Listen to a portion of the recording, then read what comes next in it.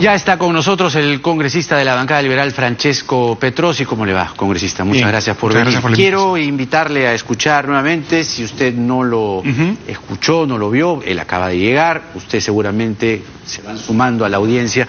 También el presidente Vizcarra le ha concedido hoy una entrevista a David Reyes, director de Semana Económica. Le responde al presidente del Congreso, Pedro Laechea. Escuchemos.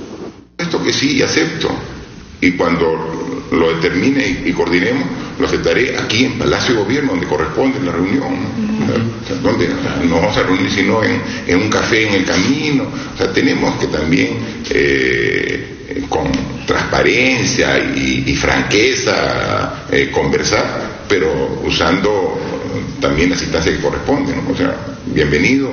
Yo he recibido a los presidentes del Congreso de la República en funciones durante mi periodo de gestión de presidente de la República, los he recibido aquí, y también al señor Laechea con todo gusto.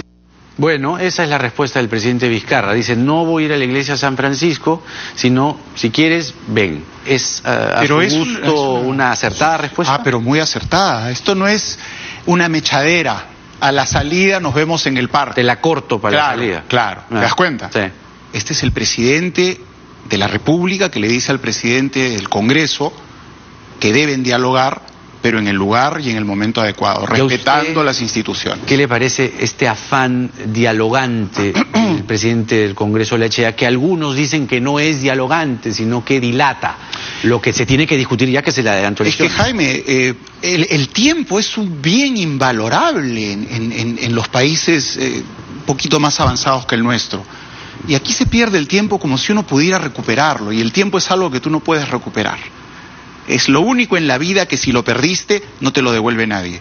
Y nosotros estamos perdiendo el tiempo. Diálogo, por supuesto, pero acción también. El presidente se presentó el 28 de julio con esta propuesta porque estamos en una crisis política grave y la gente está harta y las instituciones están desgastadas. El presidente de la República nos lleva una propuesta para solucionar de manera, si quieres, hasta generosa, dejando nuestros cargos, que el pueblo vuelve a elegir. Lo que hay que hacer es accionar, actuar. Pero no se está accionando ni actuando, por lo menos desde el Congreso de la República, porque lo que se entiende del discurso del señor Laechea es, ven, dialoga, vamos a dialogar, o vamos a la iglesia San Francisco, que digamos, el precedente que hay, ¿no? El referente es el diálogo PPK, Keiko con Monseñor Cipriani, que no llevó a nada. Bueno, pero es que los diálogos, como dicen en inglés, ¿no? El tiempo llegó y se fue. Ahora es momento de actuar. Y yo creo que en el Congreso, y te lo digo porque todos los días voy, yo siento como que hay una especie de negación en el ambiente de lo que está pasando. Una especie de no querer entender cuál es nuestra misión en este momento, nuestra obligación. Que hay que defender la institución, pero por supuesto, pero la institución se defiende dándole credibilidad, haciendo que el pueblo la quiera. Así se defiende la institución. ¿Qué está buscando para usted el señor Laechea entonces? Porque en un tuit reciente usted sostiene que los puntos neutrales se usan en contextos bélicos. Y este no es un contexto bélico. Pero refiriéndose al tuit del señor Laechea que lo invita justamente a la iglesia San Francisco. Y mira, yo no soy mucho de tuitear, pero hoy me inspiró no podemos estar en este tipo de cosas. Son dos personas importantes, son dos jefes de un poder. Pero por eso, para el señor Laechea, ¿esto es una guerra para usted?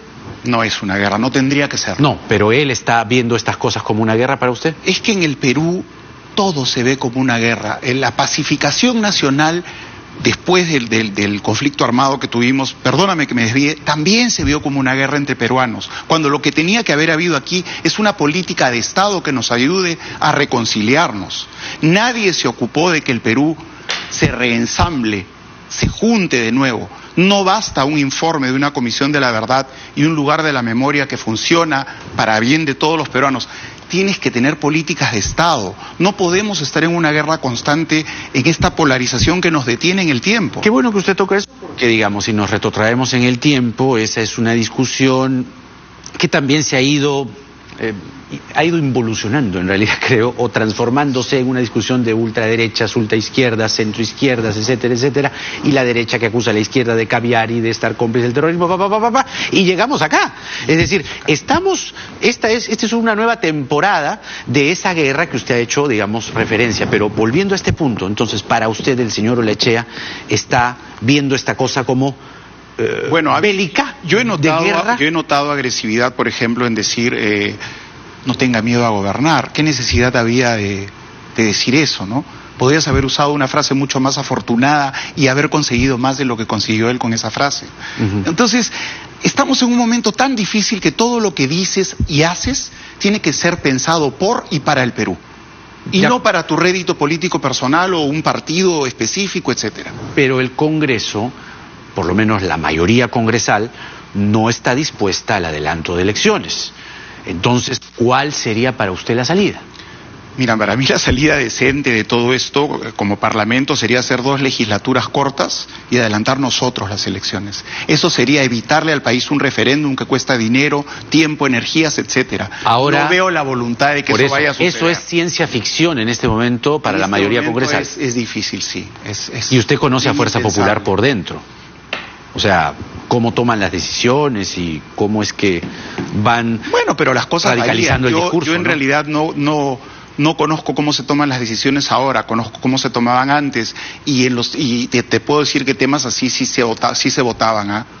No vamos a negar lo que es cierto. Yo he estado en esas reuniones de bancada y las cosas se sometían a votación. Pero por eso entonces, si ahora vemos que Tamara Arimborgo está en educación, la señora Bartra repite el plato en Constitución y la señora Salazar, que ya sabemos en qué términos se refiere al presidente, es la vocera principal de Fuerza Popular. Pero ya sabemos en qué manos está el partido, pues.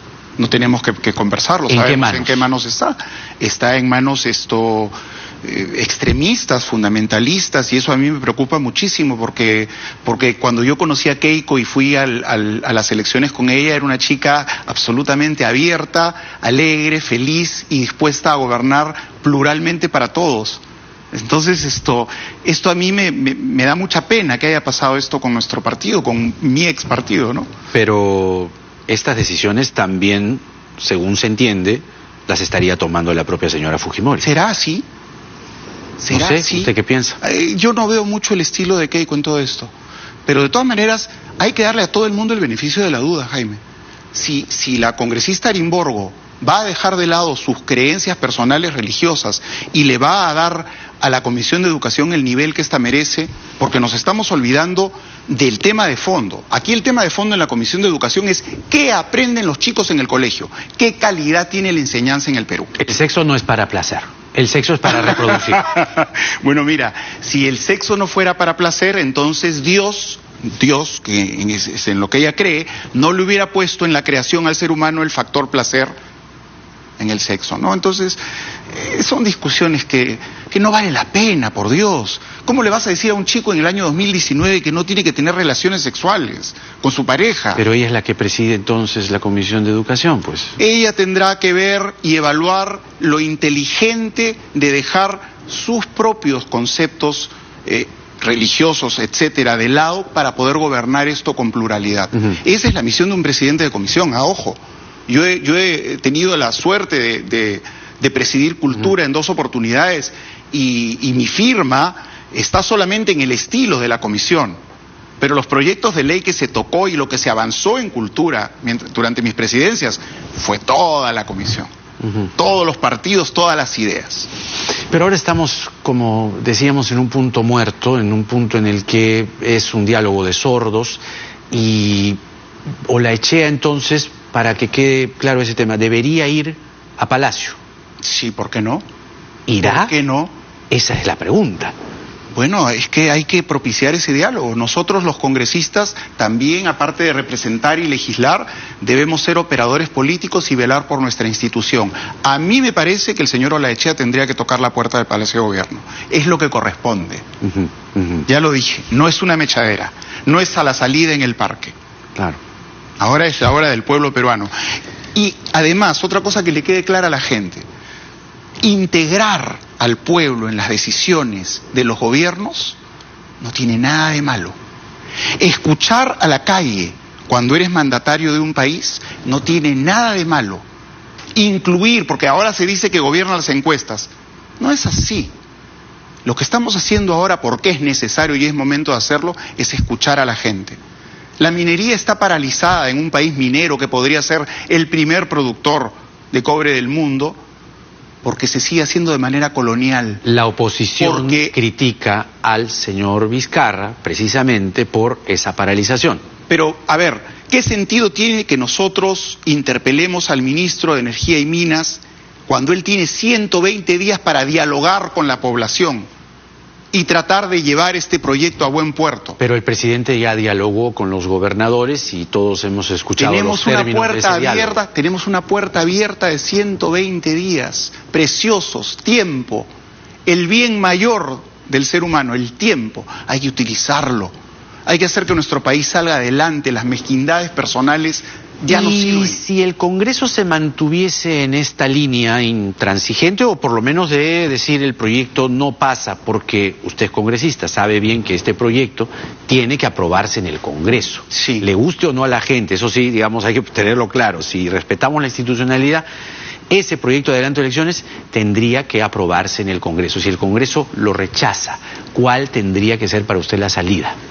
Bueno, es posible que se planteara una cuestión de confianza, ¿no? Con lo cual tendría que cerrar el Congreso y haber unas nuevas elecciones para que unos nuevos parlamentarios completen los pocos meses que le quedarían al gobierno. Esto es no solamente carísimo, sino que no es deseable, porque ¿qué cuadros políticos que se precien se van a presentar a un Congreso que va a durar un año? Hay que tener sensibilidad. Hoy día yo estuve en la universidad, en USIL en la mañana, hablando en un congreso de música, y les dije a los chicos, qué difícil venir a hablar con ustedes representando a una institución que tiene 5%, 7% de aceptación, pero debo hacerlo porque es mi deber. Pero quiero pedirles que me reciban como artista. Los chicos me aplaudieron. Pero entonces lo que tenemos que hacer nosotros es que el pueblo entienda que somos necesarios. Ahora no lo entienden, no lo aceptan, no quieren escucharlo. No, pues, y tantas cosas que se quedan en cola, ¿no? Porque ahora, digamos, lo que la gente está esperando es que se discute el proyecto de adelanto de elecciones. Está la discusión de la Comisión de Ética, que ahora se va a hacer un pleno de ética. Y la ley del cine que usted impulsó y promovió se quedó en primera votación. Sí. Y venía un poco la crítica respecto a que estuve hojeando algunos artículos que la habían observado con detenimiento, la habían desmenuzado, que procuraba más atender el presupuesto, o sea, que veía más cantidad y no necesariamente calidad en las películas que se puedan promover. Esta ley de cine, que es una maravilla, porque incluye unos beneficios tributarios del Ministerio de Economía que son únicos en la historia del Perú, ¿ya? No tiene nada que objetarse, porque esta ley la han hecho los cineastas del Perú conmigo. La comenzó el Ministerio de Cultura bajo el mandato de Salvador del Solar, y yo me comprometí como presidente de la Comisión de Cultura a terminarla y hacerla llegar a buen puerto. Está detenida, bueno, yo quiero creer que es porque necesita ser madurada, ¿no?, en algunos conceptos. O porque el Congreso no tiene cabeza ahorita también, ¿no? Bueno, pero va a tener que tener, porque yo soy muy insistente cuando deseo hacer algo por el pueblo del Perú. Entonces, ya pasó el momento de reflexionar, ya hemos recibido en la Comisión de Cultura, que ahora preside Nelly Cuadros, que es un buen cuadro de Fuerza Popular, que ahora está con el presidente del Congreso, pero yo la conocí en Fuerza Popular, la conozco muy bien. Acción Republicana. Es una persona que va a hacer cosas en cultura, vas a ver. Lo cierto es que la ley de cine está lista para votar. Ya está, simplemente, claro, porque le falta la segunda votación. Solamente. Y va a salir de inmediato con la anuencia del Poder Ejecutivo, seguramente publicada en El Peruano. Y yo quiero creer que cuando la sometamos a votación no tengamos ningún problema, porque entonces sí, vamos a tener los gremios artísticos que juntarnos y hacernos escuchar. Perfecto. Yo le agradezco mucho por haber venido al programa. Ojalá que haya tiempo para discutir la ley de cine, ¿no? Porque con todo esta fiebre, este mareo, no, pero es que hay que dedicarse a lo que uno ha venido. Yo ahora, por ejemplo, estoy presidiendo Ciencia y Tecnología y mañana voy a hacer una mesa, ¿no?, de conversación sobre lo que está pasando en la Amazonía y en la frontera de Bolivia con Brasil. Cómo lo prevenimos, Gravísimo. cómo se trata, cómo nos cuidamos, los efectos, etcétera. Gravísimo, además no es un incendio, son varios incendios. Tremendo. Varios incendios. Tremendo. Y lo que estaba revisando es que la proporción del incendio es del tamaño de Francia. ¿Te das cuenta? Es impresionante, es impresionante. Gracias por venir. Gracias. Francesco Petrosi, con él cerramos el programa de hoy. Muchas gracias por estar, como siempre, ahí del otro lado. Ya sabe usted que en el Perú de hoy, y tampoco en la iglesia de San Francisco, nada está dicho. Hasta mañana. Chao, chao.